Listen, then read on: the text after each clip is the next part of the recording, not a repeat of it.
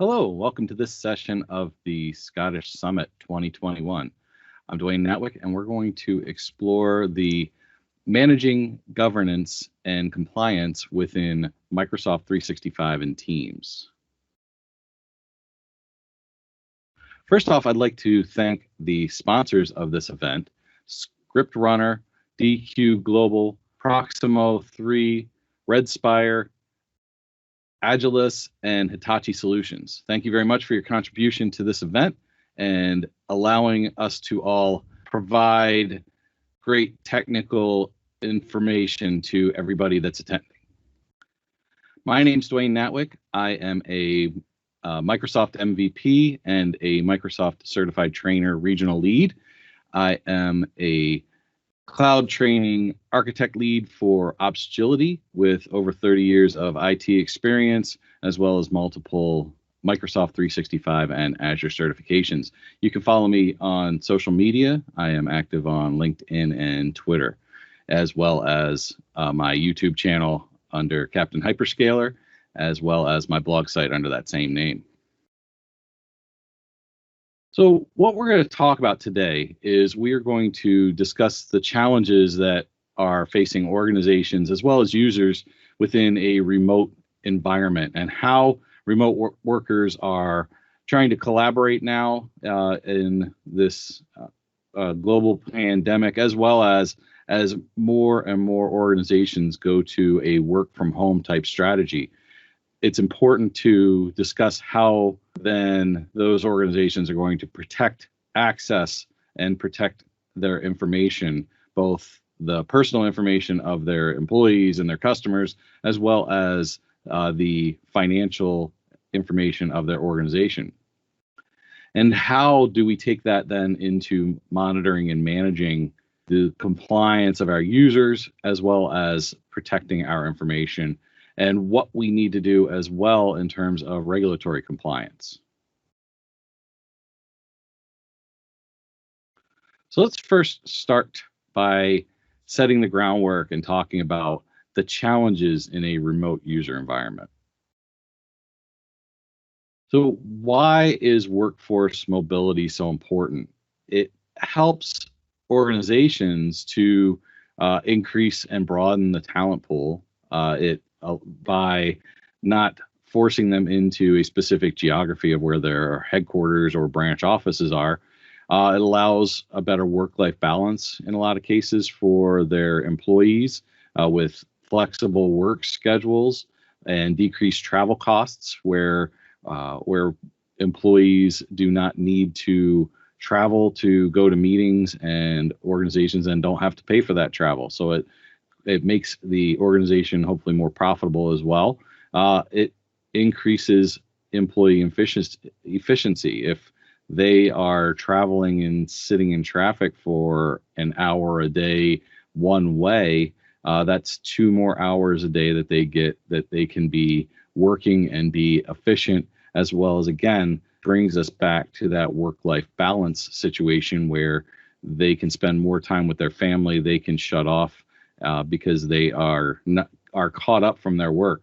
And it also maintains a level of business continuity where we are now leveraging a lot of technologies that have built-in resiliency and continuity within their setups and their ecosystem, where we can increase that continuity level within our technologies that we're utilizing. So there's 2 schools of thought when we're thinking about workforce mobility and what challenges we look at when we're talking about this. And those schools of thought are from the user end as well as the company end. And those don't always mesh and sometimes butt heads a little bit, where users ultimately are looking at how they access their files, how they access their applications, how they collaborate and communicate with each other to stay connected and stay involved in their various projects and their various needs to complete their daily work. While they're doing that, they will find the easiest and least restrictive way to get there. And it's the company's responsibility and challenge then to maintain the confidentiality and integrity of organizational data, maintain that secure access of that information, and maintain compliance and availability and communication with in the user environment, both inside and outside of the organization, while also meeting the different bandwidth needs that the users need from an internet audio and video standpoint, so that they are getting a good experience and they're not going outside and finding other ways to get that experience. And typically that turns into potential threats, and some of those threats that might be caused within a remote work environment are shadow IT, where users feel that the organization is putting too many restrictions on how they communicate and how they do business. So they find other means and they find other applications that they can utilize to do what they want to do in a least restrictive manner. Personal devices, and now we're utilizing our personal devices as well as corporate devices to access information, and that could create a potential issue in terms of data leakage within our corporate information. So we need to find ways to support and secure those personal devices. And then guest access. We need to collaborate with others, and we don't have meeting rooms, and we're doing it across multiple geographies to allow others to collaborate that might not be within our organization. So how do we make sure that we are controlling who has access to our information, both inside and outside of our organization? There are many different tools that then we can utilize to collaborate, and there's a list of some of those tools on here and what we utilize them for. We're going to talk about primarily the Microsoft tools here within this presentation, but there's many other tools to collaborate as well. Within Microsoft, we have SharePoint and OneDrive for file access, but there's also Dropbox for business. There's the Google suite of products, and then the list goes on and on and on. Application tools, lists of software as a service type applications, such as Microsoft 365 or the G Suite of products for documents and spreadsheets and slideshows, and working with all of those. The different collaboration tools, Teams, Slack,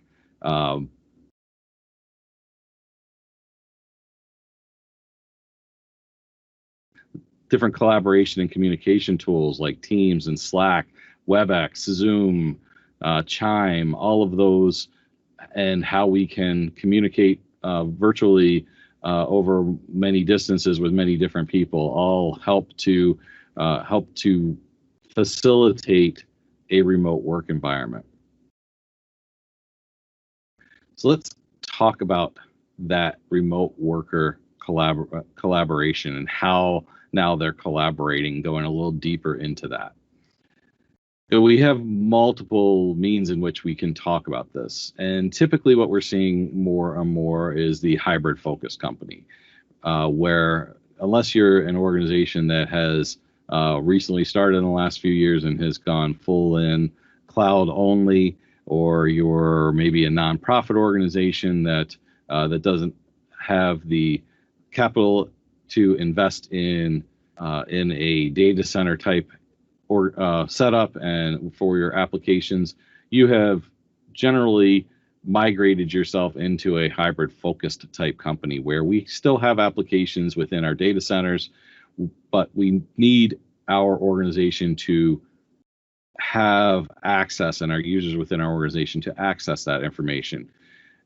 Microsoft 365 and Azure have allowed for that communication to take place rather easily, usually using connections such as Azure AD Connect or Express routes to facilitate that hybrid environment. And what we need to do then is think about how we're going to secure that access. And mainly what we utilize to do that is try to use some level of modern authentication, such as multi-factor authentication, conditional access, and things of that nature, which we'll talk about in a moment. Traditionally, in the past, we might have had a VPN connection with a VPN application on our personal devices or our corporate laptops, where we would have to go to a SSL VPN website and remote into those data centers with a secure IPsec connection. Many of those connections now are on the back end, and now we utilize hybrid identities to make those connections and to get to those applications that are within our ecosystem, our hybrid ecosystem, both within the Azure environment, the Microsoft 365 environment, as well as our on-premises data center for our overall single sign-on type experience for our users, giving them that experience where they can now connect to all of their applications, all of their productivity services, their communication services, utilizing a single sign-on. And some of those, then we have our access tools that both, we have our platform services, our infrastructure services, as well as then our SaaS services, including Microsoft 365 and Teams, to be able to then communicate and continue to collaborate with others. And then again, the cloud-focused company, if you've moved into cloud with both feet and no longer utilize any applications on the hybrid level, you can then access all of your applications through a cloud-based connectivity rather than utilizing any of the hybrid connect tools for single sign-on. And it provides a much more seamless experience, obviously, because you now no longer have to maintain a data center, and you can maintain one cloud identity within Azure Active Directory.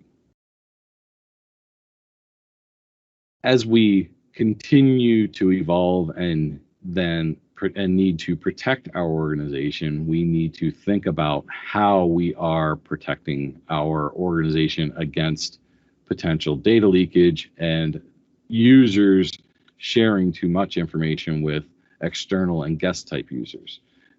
Collaboration is not just within your own organization. There's other ways that we collaborate. And in most cases, we have external partners, external customers that we need to collaborate with. We need to do virtual conference calls with them, virtual meetings, virtual sales calls, presentations that we need to provide them with some means to communicate as well. And we allow them into our organization through collaboration tools such as Microsoft 365 tools, SharePoint, OneDrive, as well as collaborating through Teams. And we have the ability, utilizing Teams, to seamlessly communicate and share information through our Teams meetings, through Teams channels, to allow customers and partners to collaborate on documents and collaborate in meetings together. But there's a level of security and settings that we need to put into place within Teams for how that external and guest user environment takes place. And we'll talk about that and show that a little bit when we get into the demo. But it's very important to think about how and plan for what we're going to allow when we get into that external and guest type atmosphere. So how do we then get into and protect that, how information is accessed and how users access that information?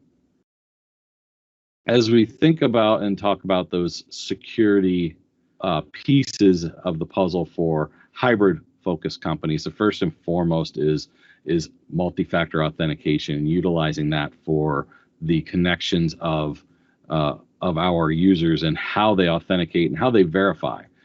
Key thing to think about is from an attack surface, how do we decrease that attack surface and increase our trust that a user that's authenticating is who they say they are? And multi-factor authentication is the first piece of that puzzle. If we want to get a little bit deeper, we could put conditional access policies in place that reinforce that zero trust model and put different conditions based on whether a user is enrolled in Endpoint Manager or in Tune for device policies, and that all quality updates are current, and that a user is also utilizing the Azure AD joined devices rather than a personal device. What devices we're going to allow, whether we're going to allow iOS, Mac, Android, or are we just going to allow Windows 10 devices?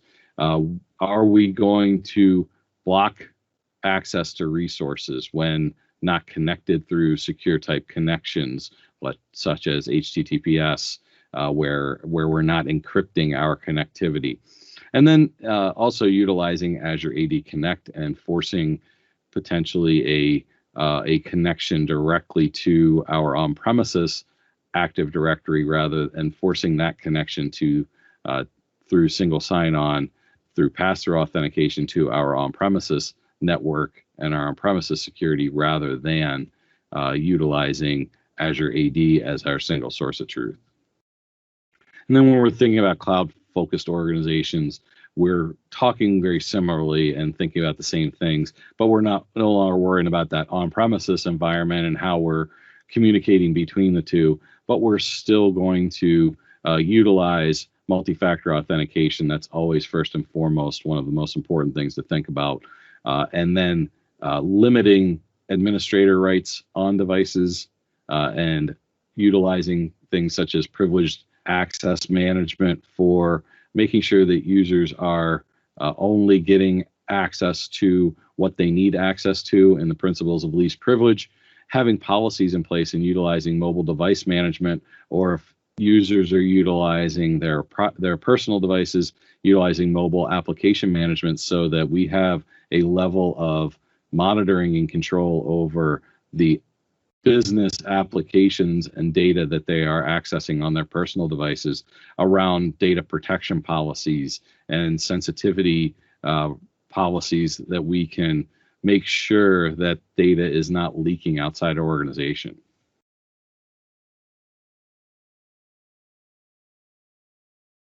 So I've talked about hybrid identity a little bit and talked about Azure AD Connect, but it's important to also just to understand how that works. And this diagram here kind of shows how we can utilize our cloud identities and our on-premises identities to provide that single sign-in experience and authentication experience within our organization. And Azure AD Connect is what gets us there. It synchronizes that on-premises Active Directory through either hash or pass-through authentication, or if we're a more complex authentication environment, through ADFS for federated services, and provides then those role-based controls within our organization that we set up for that connectivity to our cloud as well as our on-premises applications.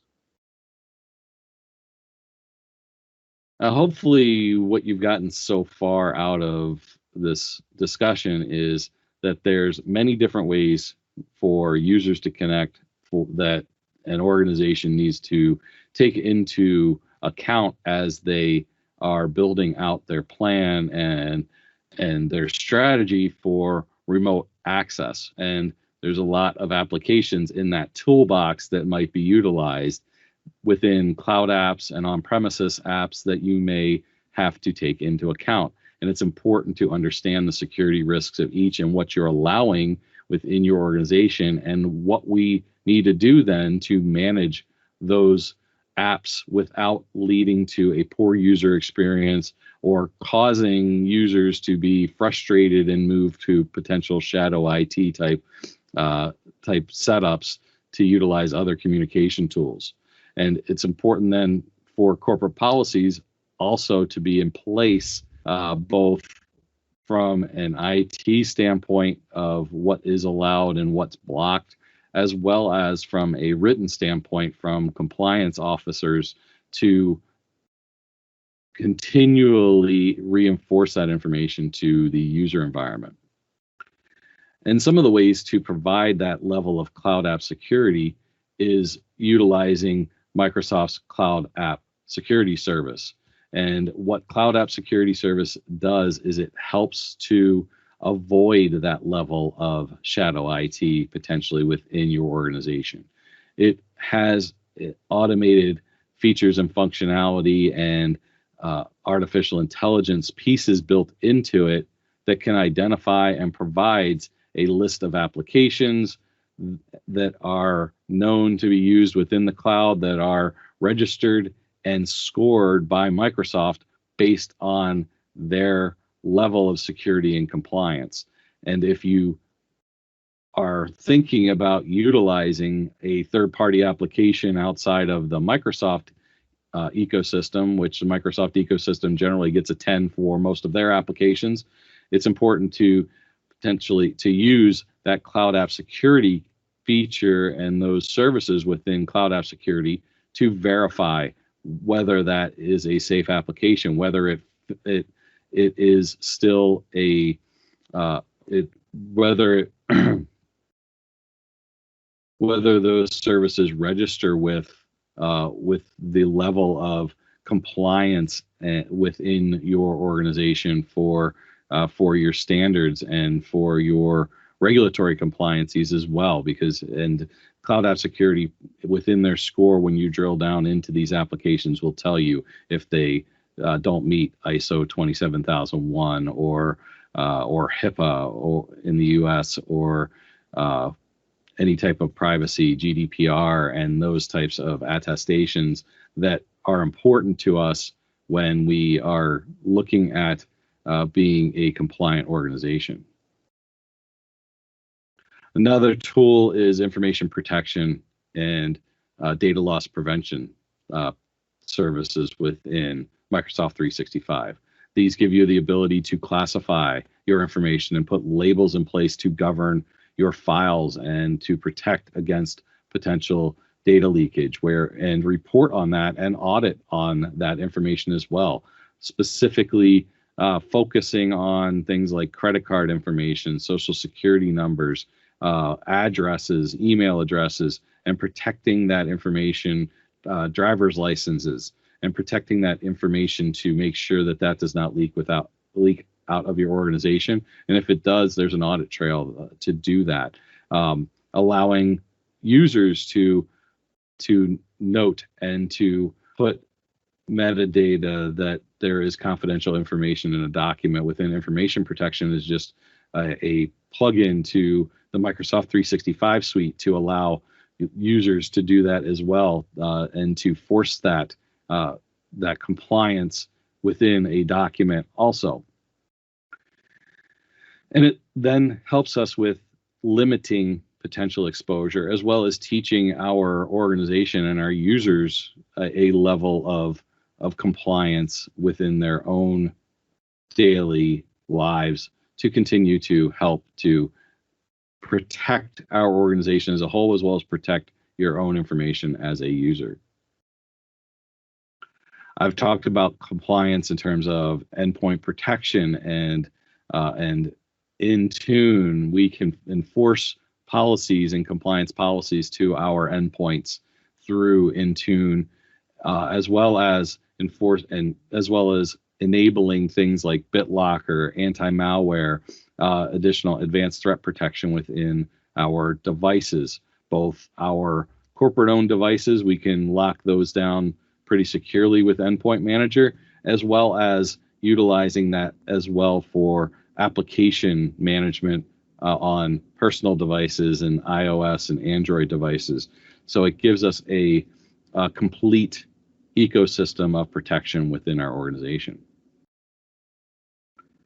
I talked a little bit already about conditional access policies within how we're going to protect our organization. I mentioned that previously in how we're going to handle our access and securing our access, but it's an additional layer of protection within our organization and goes along with the zero trust model of identity and access, where we do not want to assume that somebody is who they say they are, and we might have concerns around whether somebody is signing in and does not seem to be who they say they are based on what device they're signing in on, where they are location-wise, or where they are seen in terms of a risky user. We need to then verify again or block access to apps and data based on those conditions, whether they are met in terms of those signals. And we can tie this into cloud app security as well, based on those risky apps and what we're seeing in terms of impossible travel potentially. There's a piece within cloud app security where we can where there's a policy in place around possible travel, where somebody can't be in Scotland 1 minute and then they are in France 15 minutes later signing in, where we don't know where they are connecting from. And then maybe half an hour later they're in the United States. That's very impossible that somebody could be doing that, unless the potential is that maybe they're connecting through and authenticating through another server. But again, that's another reason then to verify their identity again by requiring a password change or requiring multi-factor authentication to continue that authentication process before they are given access to the apps or data that they are requesting. So we've talked a lot about some different services that can help us to protect our organization, and how do we then utilize those services for managing and monitoring compliance and that level of information protection. So many of these services that we are discussing here today fall into those high-level services and capabilities within Microsoft 365. Such as having a Microsoft 365 E5 license or the Enterprise Mobility Plus Security E5 license. So it's important to understand that you do get some of that with, say, an E3 license, or even maybe if you've got a small organization with a Microsoft 365 Business Premium license, you get a few of those things. You can utilize like conditional access policies and multi-factor authentication with an E3 level license, but you need to move up to E5 for some of the advanced capabilities, for privileged identity management, and for some of the advanced reporting features and functionalities. So it's important to not skimp on what you're investing in within your organization to allow for our proper management, monitoring, and governance of your organization by utilizing these top level licenses that give us the access to those advanced threat protection capabilities within the Defender ecosystem.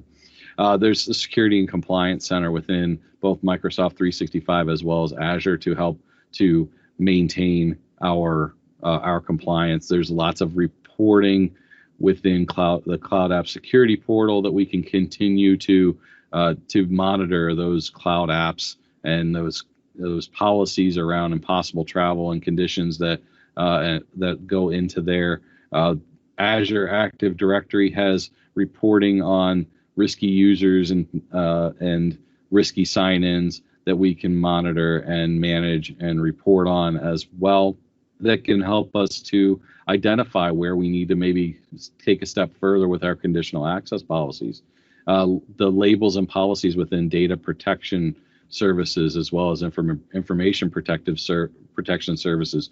And we didn't even talk about retention labels that can be utilized to make sure that our emails and SharePoint and OneDrive documents are held for proper lengths of time and aren't accidentally or intentionally deleted before for sensitive information that's needed for financial reasons, potentially within our organization for tax purposes and things of that nature. And then Azure Sentinel is Microsoft's SIEM or SIM cloud-based service for watching over all of these logs and these connections of services that are coming in, all these audit events activity events that are coming into our ecosystem, a place to bring this all together from both a cloud as well as hybrid architecture standpoint to view and to find incidents,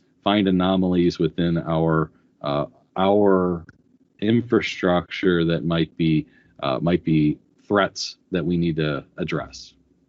We've mentioned conditional access policies quite a few times, and when we're talking about the level in terms of monitoring, we need to think about the app control and how we're utilizing conditional access and monitoring conditional access, how those policies are working and how they're avoiding and limiting the potential for data leaks. And we set those rules and force data that's in certain places to be stored and downloaded in certain places, protected with encryption.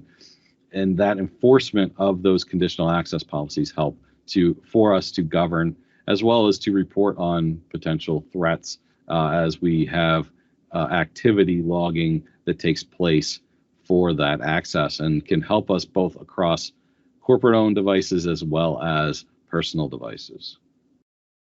Sensitivity labels and policies, again, we enforce our protection for our users through protecting those Office apps, protecting our data, and watching for confidential information such as, again, credit card information, social security information, driver's license information, passport information, anything that can be utilized as a potential identity theft risk. We can manage and monitor and look at that information and continue to monitor that and make sure and extend that service as well, not just to our Microsoft 365 environment, but also to different third-party apps and services.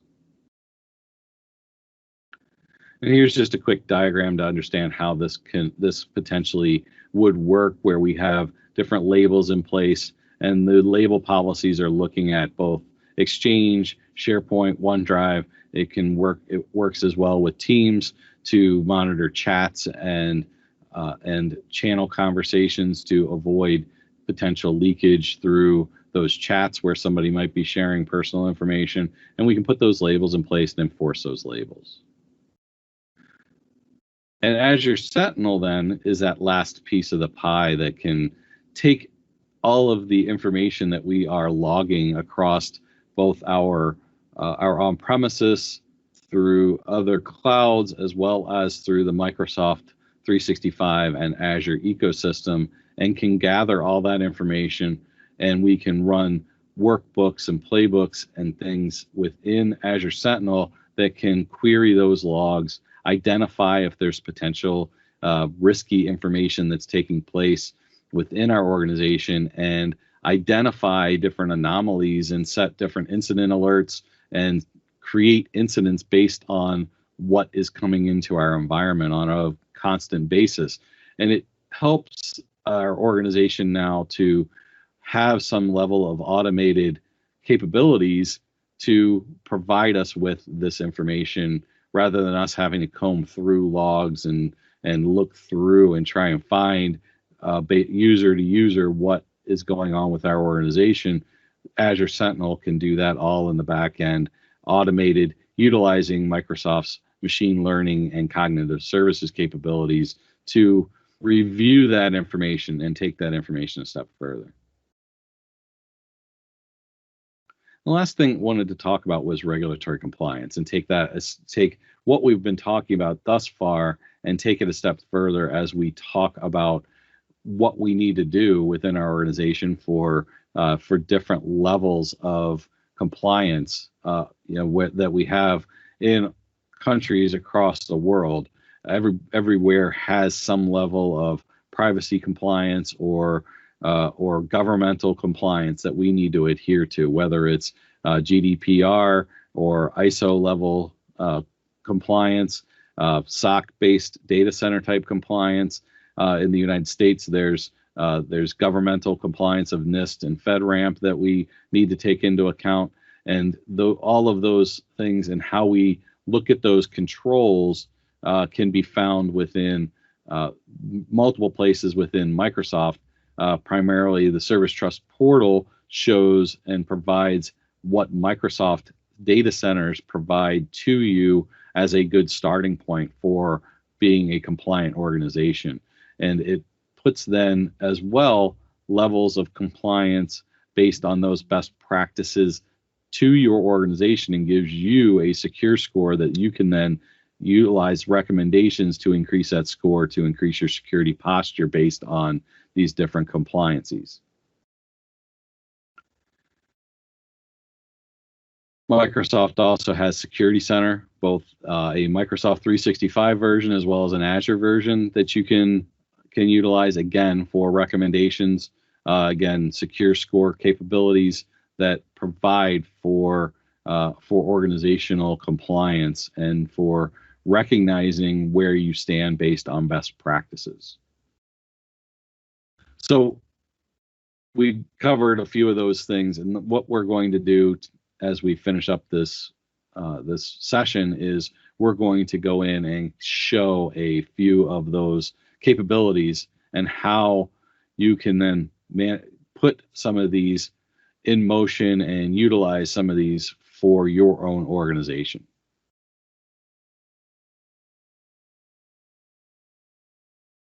So first and foremost, let's take a look at some of the things within Azure that we can do briefly, and then we'll talk about some areas within Microsoft 365 as well as Teams and how we can govern and secure our services. First, we will go to the Security Center and we'll take a look here. And one of the great things about Security Center is we can go in and we can see our secure score and see how we can increase our security posture based on best practice baselines.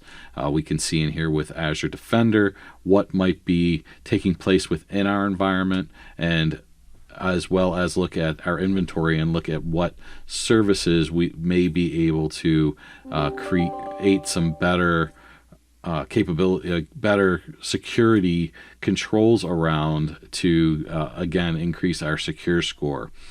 As well as with the Azure Defender licensing, you get then also compliance capabilities. So you can comply to and look at the controls you have in place and get yourself compliant to different regulatory compliance standards. As well within the Azure portal, as well within Microsoft 365, is you have Azure Active Directory and you have conditional access policies. So if we go into Azure Active Directory, we have our roles and our roles administration in here. We can also go out of here and we can go back in and we can set certain conditional access policies for our users based on user risk and based on device compliance and things of that nature, where we might enforce multi-factor authentication and things of that nature. Also within the environment within Azure Active Directory is privileged identity management. As we go into privileged identity management, we can look and see what eligibilities we have within our environment and what capabilities we have for role assignments, both our own role assignments, and if we're a privileged identity administrator or a global administrator, we can assign roles to users as well. The great thing about privileged identity management is it allows us to provide just-in-time roles to users rather than giving them permanent access, and this therefore decreases our attack surface within the environment. So we can very easily create a role assignment and assign it to somebody, set up an expiration of that, and have them request that capability when and that administrative role when they need it, and then they can it'll expire after a certain amount of time for that particular instance, and we might have it still available to them after that expires that first time, and then they can request access again at a later date. If we go into the security and compliance portal, we can see we can put different policies in place for data loss prevention. We can classify our data our data and our information with sensitivity labels to avoid information to leaking out of our organization. And we can continue our journey through the different tools and capabilities for security within Microsoft 365 with Cloud App Security. And within here, we can discover the different cloud apps, look at the cloud app catalog, look at what the different application scores are. We can block users from potentially putting in place certain shadow IT. Like we can go in here and review all of these zero compliance level and ones in here and block them for certain capabilities. If we're looking for a certain app, we can certainly put that in here. If we're thinking about maybe Slack, we can see that they score a 9. Let's look at a popular app such as Trello, and we can drill in here and look and see what their issues are. If we are a SOX-based company that we need SOX compliance, we might have a problem here. Same thing if we're ISO 27018. We don't want to put Trello in our environment, or we're going to put ourselves in a situation. So we can block then the capability of users installing and accessing Trello on in a browser, and also audit that information when somebody tries to do that as well.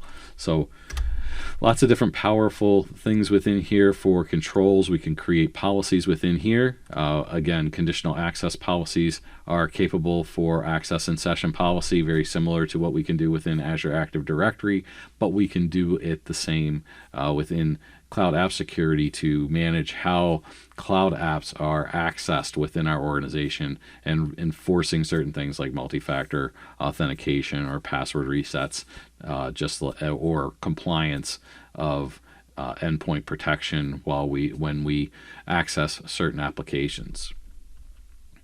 And finally, what I wanted to go through here is Teams. And I talked about external users and external access when we were talking about the overall collaboration of information and data. And Teams is one of the ways that we can really do that within the Microsoft ecosystem. But it's important to understand how we are handling our users and how we're handling people that are coming into our organization. And with Teams, we're now collaborating with people inside and outside our organization. So how do we take care of that and manage that within our environment? And that's what we would do within Teams in terms of setting up different policies and different settings here for external access and user guest access, and who can invite guests and users, who can communicate. Can they communicate over Skype for Business as well as Teams? Can we allow certain domains within our environment so that we block maybe competition or somebody that might come in and gain access to files and information that's sensitive to our organization? We can provide guest access and allow users to utilize our environment as a guest, but we can also block them within here for not allow guests to invite other guests as well. And you can do that as well within the Azure Active Directory environment through the guest configuration also.